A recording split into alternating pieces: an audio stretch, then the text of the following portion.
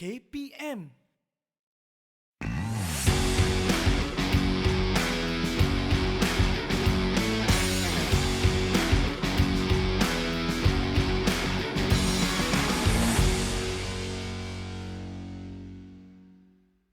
Hai semua, Assalamualaikum warahmatullahi wabarakatuh dan salam sejahtera.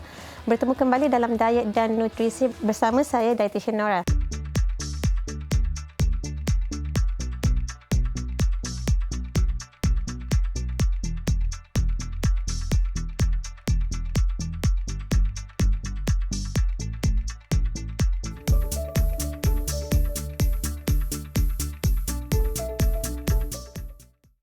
Untuk hari ini kita akan pergi kepada pemakanan spesifik bagi sukan yang seterusnya, iaitu masih sukan olahraga tetapi dalam acara yang berbeza. Jadi untuk hari ini kita akan terus berdiskusi tentang event distance running ataupun pelari jarak jauh. Sebelum tu cuba kita kenali dulu kategori yang manakah dimaksudkan dengan acara untuk pelari jarak jauh. Jadi untuk jarak jauh, dia ada beberapa kilometer ataupun jarak tertentu yang mana ia bermula dengan 10 kilometer, 15 kilometer, half marathon iaitu 21.1 kilometer ataupun 42.2 kilometer. Jadi itu adalah jarak yang dimasukkan dalam kategori untuk distance running. Mereka yang menceburi untuk distance running memerlukan training yang panjang, memerlukan training yang beberapa sesi mengikut format-format tertentu, yang mana format-format ini dah tentu untuk meningkatkan performance atlet, terutama dari segi penggunaan tenaga yang lebih efisien dan juga meningkatkan anaerobic capacity, aerobic endurance dan juga kelajuan atlet itu sendiri. Secara amnya bagi fizikal untuk distance running ataupun pelari jarak jauh ini, mereka memerlukan tubuh yang sedikit kecil dan kompak, yang mana dah tentu ia memerlukan lemak tubuh yang memang sememangnya rendah berbanding dengan atlet-atlet yang lain. Dan selain daripada itu, dari segi jisim otot kita tekankan untuk ada low muscularity, especially bahagian atas badan atlet tersebut. Itu antara kriteria yang perlu ada bagi atlet yang menceburi distance running sama ada 10, 15, half marathon ataupun full marathon. Jadi untuk training diet ataupun diet semasa latihan, sebenarnya penting untuk atlet tahu yang setiap kali latihan mungkin memerlukan tenaga yang tinggi, tenaga yang banyak, iaitu keperluan karbohidrat sangat penting untuk atlet bagi acara ini. Jadi keperluan tenaga perlu dipenuhi, begitu juga dengan recovery session ataupun proses pemulihan selepas latihan. Walau bagaimanapun, walaupun dia punya requirement untuk mempunyai lemak badan yang rendah, sangat berisiko untuk atlet yang mana betul-betul nak restrictkan dia punya energy intake, restrictkan pengambilan nutrit, yang mana ini boleh membawa kepada disorder eating ataupun kecelaruan makanan. Seterusnya ia memberi impak yang negatif kepada performance atlet itu sendiri.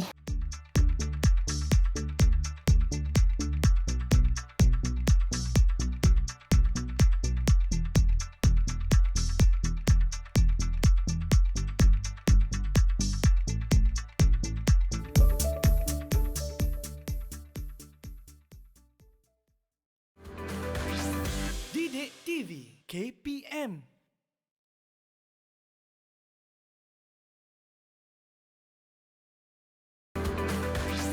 Didik TV KPM.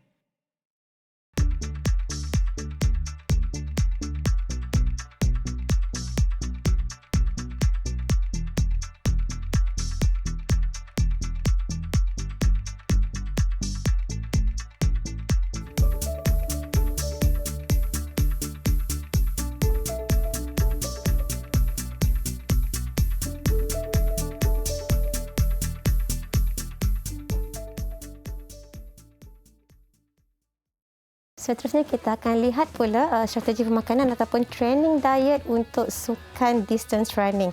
Dan bagi untuk distance running, pelari jarak jauh ni kita ketahui bahawa keperluan karbohidrat adalah sangat penting sebagai sumber tenaga untuk pastikan sentiasa ada tenaga yang mencukupi untuk masa glycogen dan juga liver glycogen.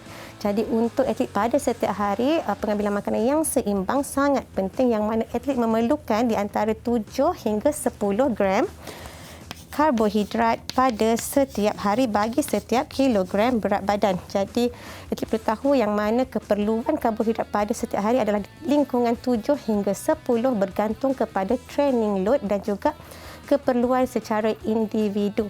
Yang mana dengan jumlah karbohidrat ini, kemudian atlet boleh bahagikan kepada beberapa waktu makan dan juga waktu snacking supaya dapat memenuhi keperluan karbohidrat pada setiap hari. Bagi atlet yang berlari jarak jauh yang melibatkan half marathon ataupun full marathon, yang mana 21.1 km ataupun 42.2 km, mereka juga boleh mengamalkan untuk 10 hingga 12 gram karbohidrat bagi setiap kilogram berat apabila 24 sehingga 72 ataupun 24 hingga 48 jam sebelum dia punya competition. Jadi ini terpakai untuk pelari jarak jauh ataupun distance running, sama ada half marathon ataupun full marathon. Kalau yang 10 hingga 15 km, mereka mungkin tak memerlukan untuk ada extra karbohidrat dalam sehari ataupun 2 hari sebelum daripada competition tersebut. Begitu juga untuk keperluan protein bagi atlet, yang mana protein juga perlu lengkap, perlu ada dalam setiap hari diet untuk atlet pada setiap hari, dan separatekan ataupun bahagikan protein itu kepada beberapa meal. Jadi setiap kali waktu makan ada sumber karbohidrat dan juga ada sumber protein. Jadi ini penting sebenarnya supaya dapat pastikan atlet mendapat sumber karbohidrat yang tinggi dengan nutrien. Kita fokus kepada nutrient rich carbohydrate, yang mana dia bukan sahaja membekalkan karbohidrat tapi pada masa yang sama mempunyai nutrien-nutrien lain sama ada vitamin atau mineral, dan juga mungkin ada juga sumber protein dalam makanan tersebut. Antara makanan yang tinggi dengan karbohidrat bersama dengan nutrien lain, kita boleh fokuskan kepada pengambilan bijirin, pengambilan pasta, pengambilan susu ataupun dairy products ataupun susu yang berperisa, yang mana ia bukan sahaja memberi sumber karbohidrat tapi pada masa yang sama ada sumber protein, begitu juga ada vitamin dengan minerals. Dan penting juga untuk atlet untuk pastikan yang apa yang atlet makan pada hari-hari ini kebiasaannya adalah makanan yang rendah dengan fiber, especially kalau dekat-dekat dengan tournament ataupun game. Kebiasaannya runners akan elakkan makanan yang high fiber, yang mana ia boleh meningkatkan rasa ketidakselesaan di dalam perut runners. Kebiasaannya ada bergantung kepada individu, bergantung kepada status penghadaman masing-masing. Di antara 24 hingga 72 jam mungkin mereka akan pastikan yang mereka mengambil diet yang rendah fiber. Apakah yang dimaksudkan dengan diet yang rendah fiber? Kebiasaannya fiber ataupun serat yang kita perlukan di antara 20 hingga 30 gram serat pada setiap hari. Itulah untuk normal people, untuk kita setiap hari kita kena pastikan kita ada 20 hingga 30 gram serat pada setiap hari. Tetapi untuk runners, untuk hari-hari tertentu dekat-dekat dengan game ataupun pada hari game, dia kena pastikan fiber ataupun serat yang diambil hanyalah kurang daripada 10 gram. Kenapa? Dia nak elakkan ada lebihan ataupun lebihan makanan di dalam usus yang mana boleh mengganggu dia punya performance sewaktu dia compete. Untuk competition, pastikan makanan yang diambil adalah makanan yang diambil pada hari latihan, yang mana dia dijadikan sebagai satu contoh ataupun kita try and error that food semasa sesi latihan untuk diguna pakai semasa sesi competition itu nanti. Okey, seterusnya tentang hydration. Hydration sangat penting untuk distance runner. Setiap hari waktu latihan bergantung kepada tempoh latihan, bergantung kepada intensiti latihan, keperluan air mungkin menjadi lebih tinggi. Jadi atlet perlu alert, kadar perperluan atlet tersebut bergantung kepada distance dan berapa banyak perperluan dan berapa banyak air yang perlu diganti. Okey, jadi penggantian air mungkin tak berlaku semasa tempoh latihan itu sendiri ataupun semasa tempoh competition, tapi penggantian mungkin berlaku dalam tempoh 24 jam ataupun 4 hingga 6 jam untuk dapatkan fully hydrate balik dengan menggantikan kehilangan berat badan. Sekiranya kehilangan 1 kilogram, maka penggantian sepatutnya adalah 1.5 liter air dalam tempoh 4 hingga 6 jam.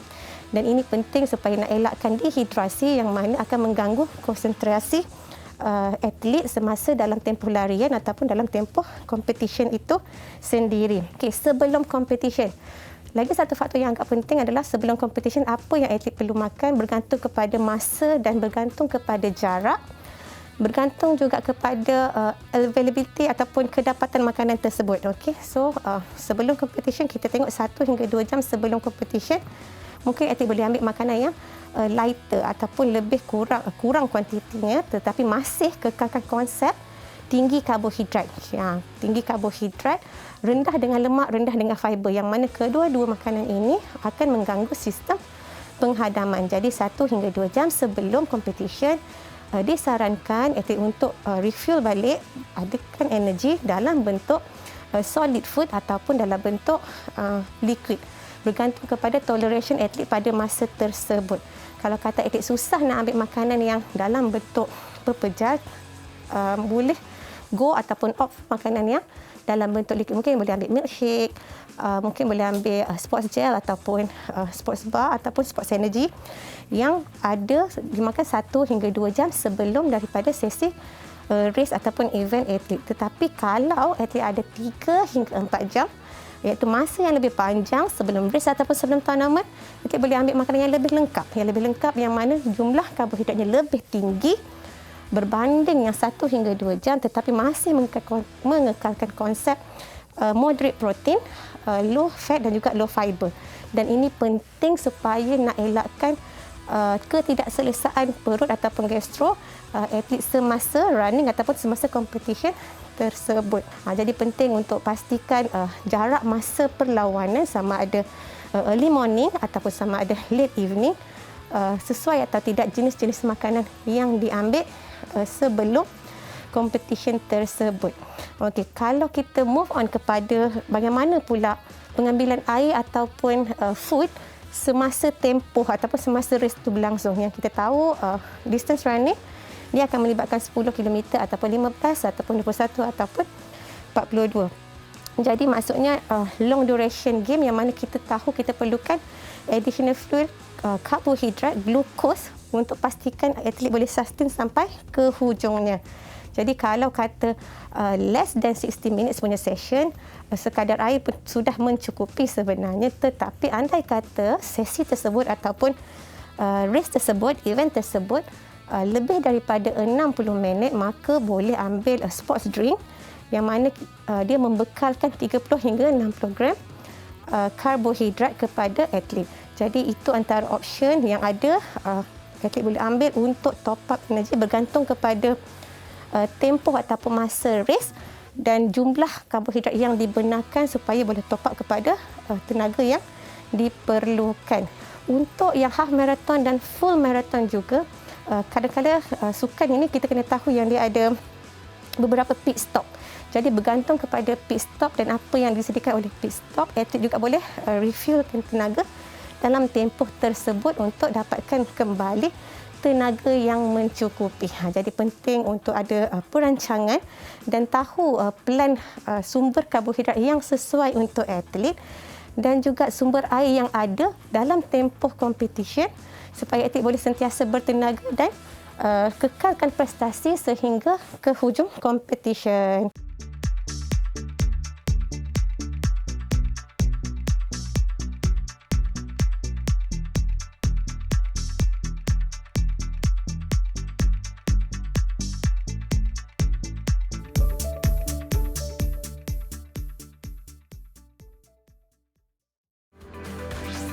Didik TV KPM.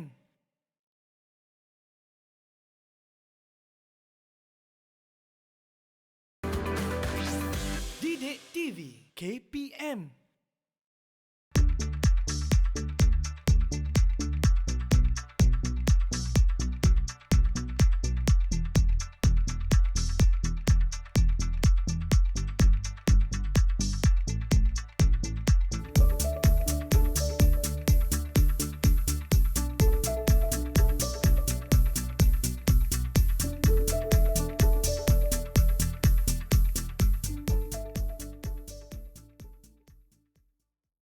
Seterusnya kita akan lihat pula recovery strategies bagi distance running. Dan untuk distance running, recovery adalah sangat penting untuk memastikan tenaga yang ada sentiasa berpanjangan dan juga keperluan air yang mencukupi. Apa antara recovery nutrition ataupun recovery strategies untuk pelari jarak jauh ini? Mereka kena pastikan penggantian glycogen itu berlaku betul-betul sejurus selepas high intensity training ataupun latihan intensity yang tinggi. Dan kita kena faham yang every time setiap masa atlet berlatih ataupun dalam competition, masa glycogen kebiasaannya akan depleted ataupun berkurang. Jadi betul-betul sejurus selepas latihan, atlet perlu pastikan ada penggantian terus untuk sumber karbohidrat. Jadi penting pada masa ini sejurus selepas competition, sejurus selepas latihan, pengambilan makanan yang tinggi dengan karbohidrat adalah sangat penting. Jadi sources of karbohidrat perlu ada betul-betul selepas latihan. Jadi atlet boleh ambil karbohidrat yang mencukupi dan terus refuel untuk pastikan pemulihan terus berlaku selepas latihan ataupun sesi competition. Bukan sahaja karbohidrat, penting juga ada protein untuk repair, untuk muscle repair, untuk muscle adaptation dan juga muscle synthesis, untuk pastikan ada 20 hingga 25 gram protein. Kalau tadi kita kata ada sumber karbohidrat untuk recovery, karbohidrat yang pertama penting untuk recovery kita plus dengan protein, yang mana protein injection adalah 20 hingga 25 gram pada satu masa, betul-betul selepas training session tersebut. Jadi combination of karbohidrat dengan protein akan membolehkan recovery berlaku dengan lebih baik untuk atlet tersebut dan membantu untuk sesi-sesi yang seterusnya. Antara makanan yang boleh atlet ambil betul-betul sejurus selepas sesi, boleh ambil toast ataupun roti bersama-sama dengan tuna, boleh ambil telur iaitu sumber protein, kemudian gabungkan bersama pasta ataupun combination susu bersama dengan yogurt pun masih boleh diambil oleh atlet untuk menggalakkan proses recovery. Bukan sahaja keperluan karbohidrat dengan protein itu penting, malah dalam tempoh itu juga pengambilan air juga penting dan atlet perlu rehydrate semula untuk pastikan tahap hidrasi berada pada keadaan yang baik selepas sesi latihan yang panjang dan juga selepas competition. Jadi sejurus selepas competition, pastikan ada recovery plan, ada menu, ada makanan yang disediakan untuk membolehkan recovery ini start betul-betul selepas daripada sesi tersebut. Seterusnya antara lagi isu-isu lain ataupun keadaan lain untuk atlet, tips-tips lain yang boleh atlet amalkan untuk lebih organize dengan menyediakan makanan yang sesuai, dengan pastikan masa yang ada dan juga praktis. Jadi praktis ni adalah praktis makanan-makanan yang boleh diambil dalam tempoh tersebut. Jadi kalau kata untuk recovery, makanan bagaimana yang lebih sesuai untuk atlet, dan atlet dah pun cuba makanan tersebut pada hari-hari sebelumnya. Jadi bila hari kejadian ataupun hari competition, atlet tak ada masalah discomfort ataupun tak ada masalah lain yang menyebabkan atlet tidak selesa untuk mengambil makanan-makanan tersebut. Dan antara isu lain juga untuk distance runner, kalau atlet perempuan, kita selalu akan lihat masalah rendah iron ataupun rendah zat besi. Ini commonly berlaku di kalangan atlet wanita, yang mana ia disebabkan oleh kehilangan zat besi yang tinggi disebabkan oleh menstrual dan lain-lain faktor, ataupun disebabkan oleh pengambilan diet yang tidak mencukupi. Sedangkan kita memang tahu zat besi sangat penting untuk hemoglobin dan juga untuk mengelakkan fatigue ataupun keletihan dan kelesuan. Jadi untuk elakkan fatigue ataupun kelesuan bagi atlet distance runner, especially women, kita ada beberapa steps ataupun idea untuk pastikan pengambilan zat besi dalam paras yang mencukupi bagi atlet. Antara tips yang pertama, atlet boleh amalkan untuk mengambil lean meat 3 hingga 5 hari dalam seminggu. Kemudian mengambil makanan yang tinggi air bersama dengan vitamin C untuk meningkatkan absorption of zat besi. Elakkan mengambil makanan yang tinggi air bersama dengan susu ataupun phytates yang mana melambatkan penyerapan zat besi.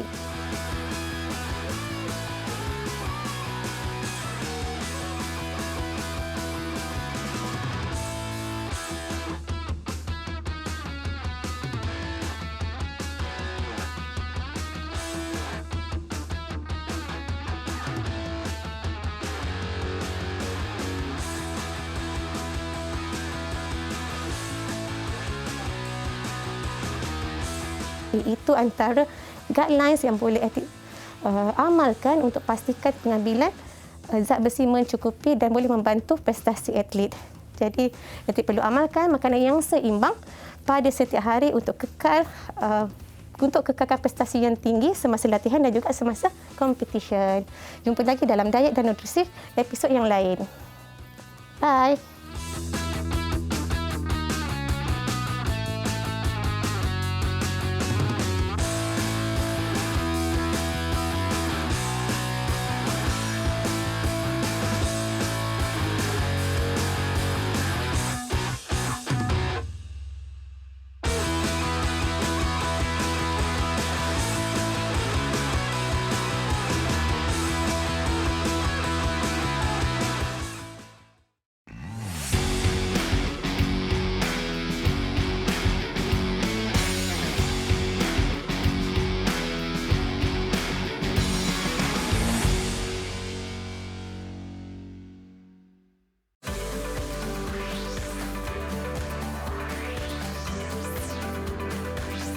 Didik TV KPM